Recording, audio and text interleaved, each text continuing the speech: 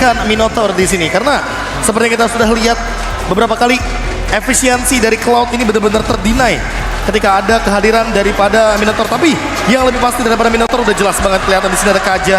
Jadi Kajanya udah pasti untuk secure bagaimana kehadiran dari Divine Judgment. Sehingga nanti ketika ada tiba-tiba Blazing Duet, nggak usah mikir panjang lebar, shutdown atau silence sedikit, kasih efek suppress, Divine Judgment jawabannya.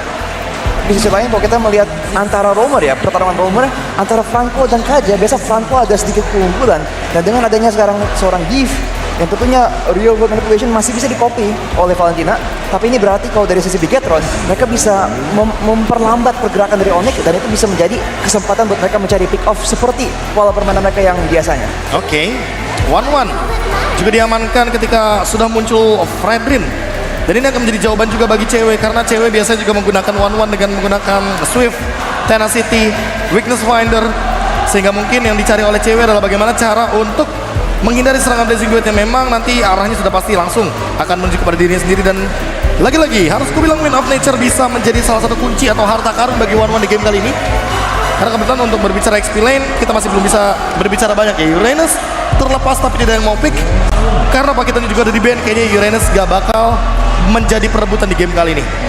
Tapi Uranus sebenarnya melawan seorang 1-1 cukup diuntungkan. Tapi sekarang pertanyaannya apakah Bigetron mau beresiko melakukan hal seperti itu karena melawan seorang Kaja bisa di late game di pick off sebelum bisa menggunakan ultimate-nya juga seorang Uranus.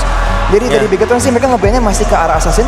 Kayaknya mereka cukup pede asal Kairi nggak diberi assassin ada kesempatan. Kalau last pick-nya Hayabusa, Masha terlepas berarti. Ini bakal jadi keuntungan tentunya bagi Bigetron Alpha juga karena kita tahu sendiri Masha di tangan Boots ini menjadi power tersendiri dan di XP lane secara dia scaling makin late game makin lebih mengerikan. Daerah sudah di-ban. Identifikasi juga bahwa di sini ada ancaman dari Onyx bahwa mereka ingin memperebutkan XP lane yang memang masih terlepas. Uranus tentunya bakal bebas kalau salah tidak di-ban. Kalau ban-nya menuju ke arah assassin lagi, Masha pun bisa dibawa. Tapi kalau mereka emang masih khawatir tekan melawan seorang Uranus, sebenarnya buat Bigetron masih bisa menggunakan Baxia seperti kita lihat di game sebelumnya ya. Memotong regen emang bukan solusi yang ideal karena biasanya Pakito dan Birot bisa langsung nge-one shot Uranus ya. Tapi daripada nggak ada, apalagi dengan adanya DPS yang solid dari seorang Cloud dan seorang Giv, itu bisa jadi solusi yang cukup oke. Dan sekarang kita menunggu ban terakhir dari sisi Bigetron. Apakah salah satu assassin lagi? Apakah mereka akan nge-ban lebih ke arah EXP lane? Oke, dan Basha ternyata malah menuju ke arah junglernya. Berarti kita tidak akan melihat counter dari Uranus. Tidak ada Pakito, tidak ada Dairot. Ini free game untuk Uranus. Dan kemungkinan besar salah satu penangkapnya hanya ada di Franco. Karena kebetulan kita masih belum melihat Franco ban sampai dengan 5 ban kita yang sudah dimunculkan dari tadi. Franco untuk Super Pin tentu bisa menjadi jawaban atau jangan-jangan sudah ada persiapan lain dari Bigetron Alpha untuk mendinai bagaimana kehadiran dari Uranus ini.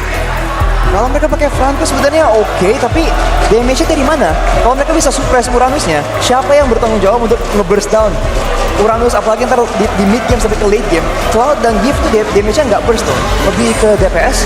Dan ternyata mereka mau main meta sustain. Oh wow, ini dia meta Bigetron dan satu-satunya bahkan yang paling efisien, paling efektif semenjak season lalu. Alice, Jungler, Super Ken, dan Florin tentunya yang akan memperkuat bagaimana lini depan mereka dengan Bloom sebagai heal powernya. Dan jangan lupakan Bloom punya efek anti life drain. Jadi ketika Bloom sudah diaktifkan, Dominance, Ice, Necklace of Durance dan juga si Halberd tidak akan aktif dalam kurun waktu tertentu. Dan hal tersebut akan memperkuat bagaimana heal up dari Florin. Tapi ini dia Kairi dengan hero powernya juga Hayabusa, karena balik lagi asasinya udah di-ban semuanya. Yang tersisa hanya Hayabusa. Oke, kita bakal lihat adanya berarti sustain banget ya untuk pemilihan grafik dari teman-teman Bigetron. Tebel-tebel banget loh. Emang tebel banget dan banyak healing ya. Yes. Jadi pasti dari Onyx bakal rush buat kurangin healing, tapi balik lagi kata Profesor KB, Florin bisa beberapa detik menghilangkan efek pengurangan healing tersebut. Jadi mereka juga hanya tinggal menjaga backline-nya jangan sampai terpick off loh. Gift dan Cloud bisa menjadi target yang sangat empuk untuk Onyx, apalagi dengan adanya Assassin. Dan kita harus lihat apakah dari pergerakan, dari tempo, Onyx bisa melawan Bigetron karena emang mereka punya hero yang jauh lebih dinamis. Ngomong-ngomong kalau game pembuka kita ya, ini kayaknya bukan adu gengsi, ini adu otot jadinya. Aduh otot untuk di game pertama ya. Tapi nampaknya kita bakal langsung aja lempar ke para caster kita di sana sudah ready. So take it away. Oke, terima kasih dan sekarang waktunya kita berada di All Grand Final Indonesia. Luar biasa banget atmosfer di sini dengan lampu-lampu center yang mereka bawa menandakan persaudaraan Indonesia. Kita mau dengar Bigetroopers pada suaranya. Oke, jangan mau kalah. Sonic, are you ready?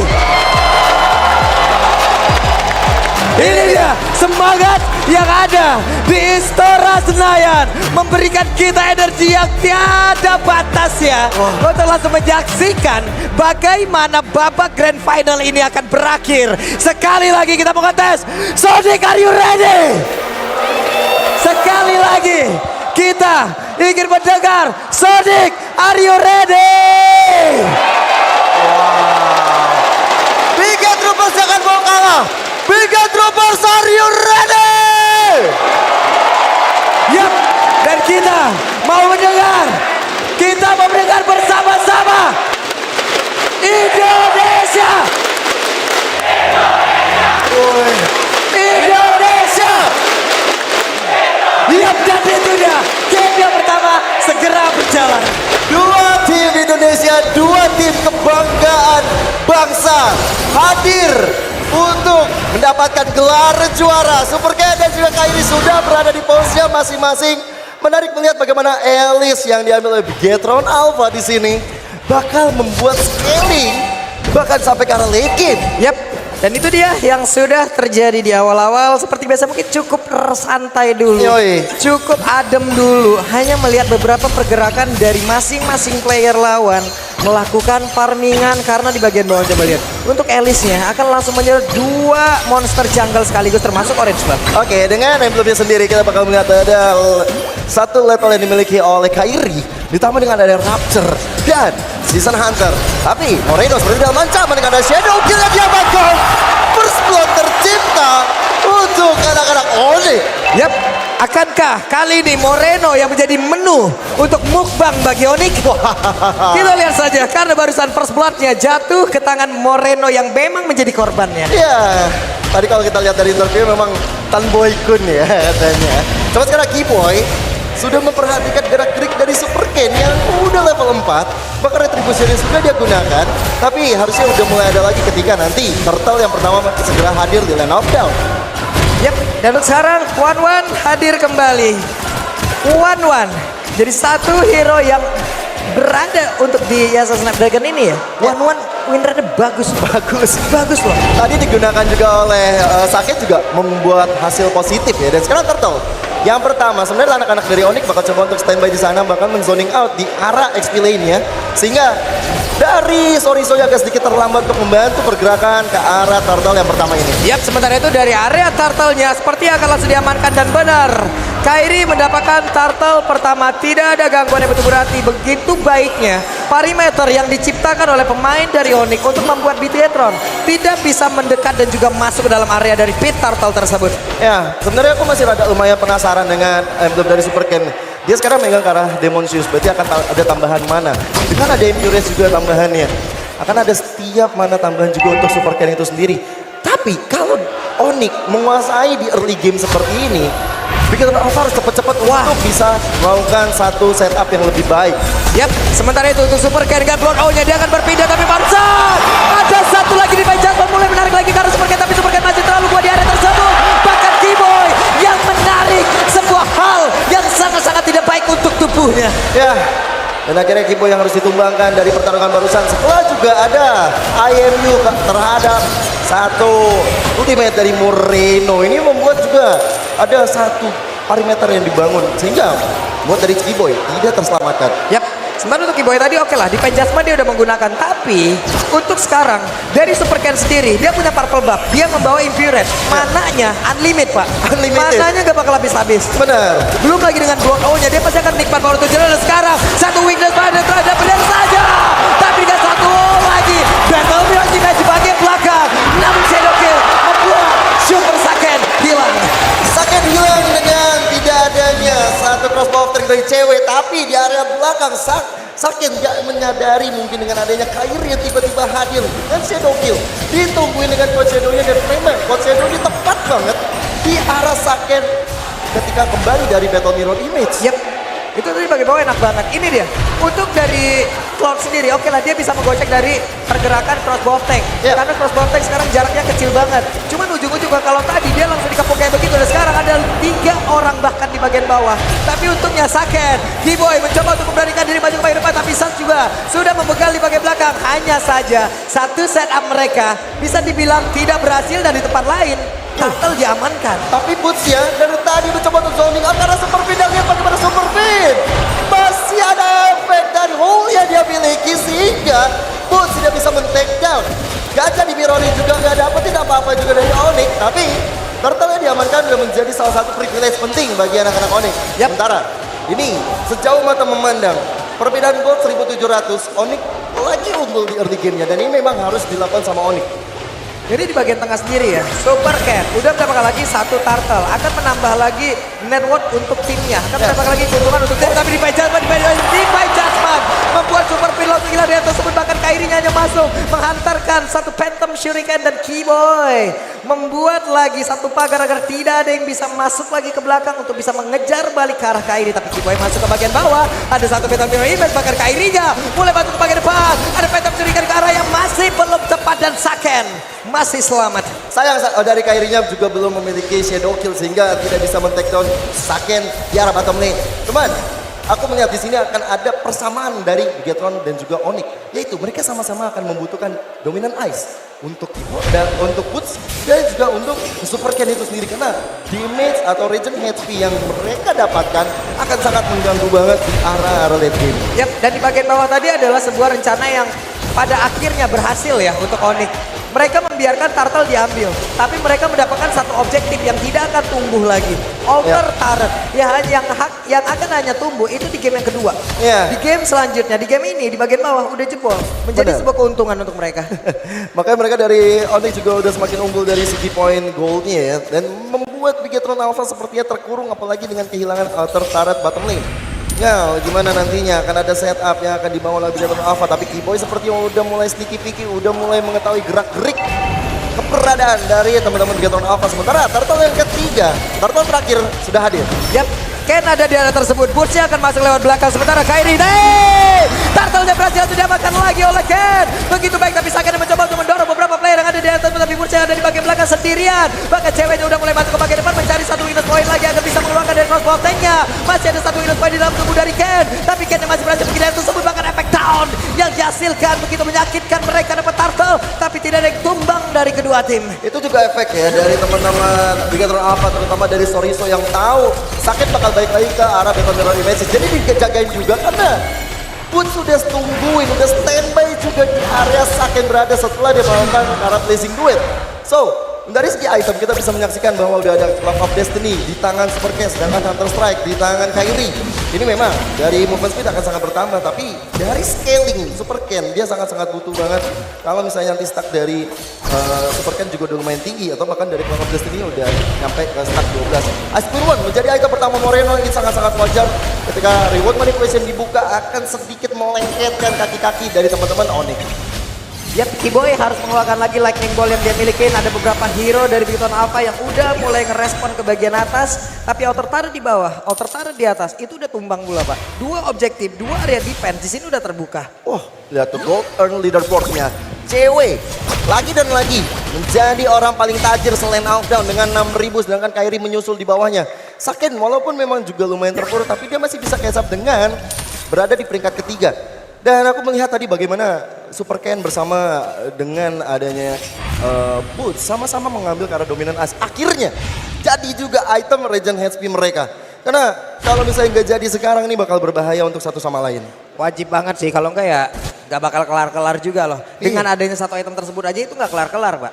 Pertempuran di antara kedua hero tersebut, apalagi nggak ada itu gitu loh. Di bawah, Sorizo mencoba untuk mendorong mundur pergerakan dari Kairi di tengah. Ada satu wave minion yang harus segera dihilangkan sebelum nantinya mereka malah menjadi kesulitan dengan satu otot yang hilang, tapi pinnya tidak ditangkap Cross Pantai udah mulai terbuka, pinnya langsung menghilang dengan sangat cepat, bahkan untuk kali ini Kennya langsung ditembak tidak bisa-bisa, tapi untuk Saketnya masuk dengan satu blessing dari begitu mematikan, tapi Saket belum bisa mendapatkan siapapun, bahkan ada dua player yang menghilang dari tubuh begitu apa, bahkan ada satu orang Keyboy yang harus ditukar dari Onyx. Kairi tiba-tiba hadir seperti cintaku padamu. Tiba-tiba kuat Shadow ke arah depan, Shadow Kill mendapatkan lawan-lawan yang cukup low HP dan akhirnya menyelesaikan dengan finishing touch yang baik, membuat mereka langsung mengamankan Lord yang sudah ada sedari tadi. Tuh lihat tuh Sans kerjaan tuh, lihat tuh, udah di situ aja deh, di situ aja.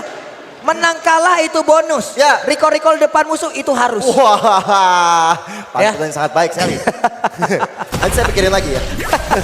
Ya rimanya seperti itu ya. Oke, sementara itu sekarang ada pertempuran lagi harusnya terjadi, tapi tidak. Boots mendorong mundur beberapa player saja. Dan sekarang pemain Big Ton apa dengan sendirinya. Mereka berada di belakang garis dari outer turret. Ya, ini mereka coba untuk ngezoning supaya di mid lane-nya bisa ditembusin sama teman-teman Onyx ya. Lord yang biasa aja sudah berjalan di top lane, berarti dari Big Ton Alpha juga masih standby nih.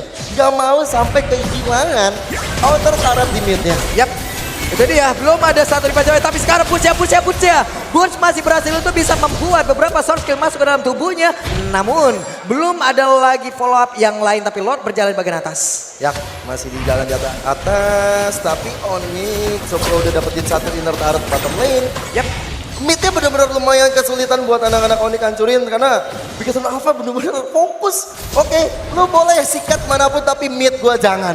Oke, sementara itu sekarang Hayabusa hanya masuk Quad Shadow, Phantom Surikan mundur lagi, Lordnya sendirian tanpa penjagaan. Lord hanya akan melakukan tugasnya, menghancurkan objektif yang ada di depannya. Boots memancing agar source skill masuk ke dalam tubuhnya, lalu rekan-rekannya akan mengikat lagi pemain Bigetron yang lain. Dan sekarang Kairi. coba lihat, Kairinya hampir saja tertangkap basah di dalam satu pertahanan yang dimiliki oleh Big Ton, tapi ternyata dirinya masih berhasil kabur dari tersebut. Ya, itu memberikan teori-teori ancaman ya dari Kairi dengan Quad Shadow ke arah depan.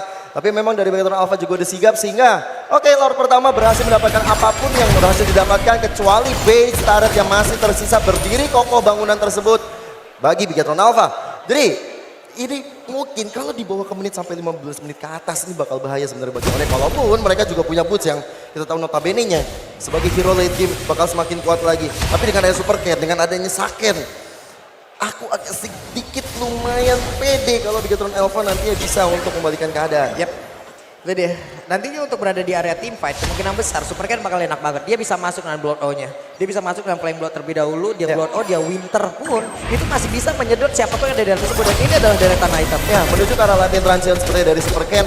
Tapi lihat bagaimana Hayabusa yang lebih unggul dari segi goldnya. Udah punya ke arah Blood of Despair, bahkan udah pegang ke arah Heptasis. Berarti penetrasinya udah dipegang juga oleh Kairi. Teman, sejauh mata memandang Dominant Ice sudah berada di dua player dari Onyx. Sedangkan dari Hero Alpha udah ada di tangan Redrine Soriso dan juga di tangan Ellie Super Ken. Berarti untuk permasalahan ini sedikit lumayan terselesaikan. Ya, sementara itu sekarang Sorizo, ada weakness point yang harusnya terbuka dan cewek langsung terbang dengan Cross Boteng. Namun untuk sekarang Sorizo yang pergi ke arah berbeda, berarti Cross Botengnya akan pindah ke tempat yang lain. Tapi Blazing Duet masih ada wave di dalam tubuh cewek, langsung diaktifkan, tapi Saketnya masih berhasil kabur dari tersebut dengan adanya efek Florin tadi masuk ke dalam tubuhnya. Ada beberapa pemain tersebut, tapi Super Ken menghilang. Super Ken berada di tengah-tengah pusaran pertahanan yang dibangun, pusaran penyerangan yang dibangun oleh tim Onyx. Lethal Ignition dari Kairi menyala tadi dengan berapi-api. Tapi Shadow Kill ditahan ini wise banget sehingga membuat teman-teman dari Big Ton Alpha mundur satu persatu. Lord yang kedua di tangan Onyx. Yap. Sementara itu sekarang cewek mulai lagi mencoba untuk bisa menabrak masuk satu base yang ada di bagian atas. Keyboy menjalankan tugasnya memancing psikologis, menghancurkan psikologis musuh. Menjadi yang kena psikis ya habis itu ya. Psikis, Tapi, Pak. Asli. Karena soalnya dari Keyboy ketika dia udah pegang, sekarang Keyboy udah pegang kalau flickernya. Flicker udah ada. Jadi kita tinggal menunggu dari munculnya Divine Wah, Judgment. Bootsnya coba langsung pasang badan. Satu base turret langsung hancur di bagian tengah. Di bagian bawah masih bisa ditahan. Bootsnya sendirian. Di bagian atas sudah hancur pula. Blazing Blade langsung dikeluarkan guna untuk bisa menghilangkan satu weapon yang ada di atas. Sebenarnya benar-benar terjadi. Gak jangan begitu saja. Sakit yang pulang coba hilang satu DPS. Tapi Cross Boteng yang belum